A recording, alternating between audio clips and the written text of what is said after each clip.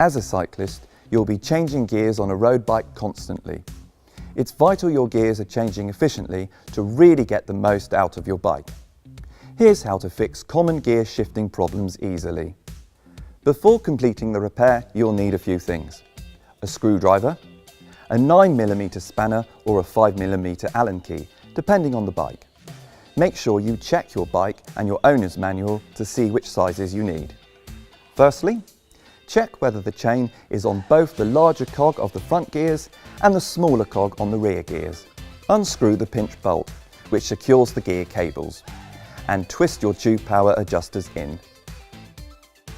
You'll see a higher and a lower screw.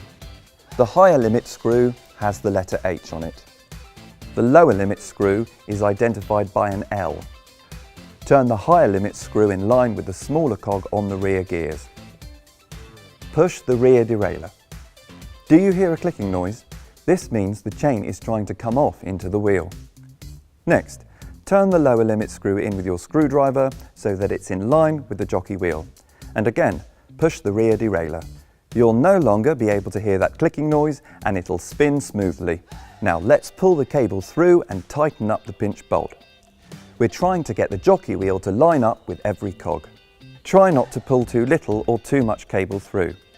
If the chain is struggling to go down, you've probably pulled too much through, so you'll need to let some cable out.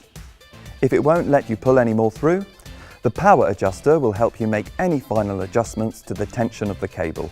Are the gears going up and down smoothly? Perfect! You're now free to take your bike out and enjoy easy gear shifting.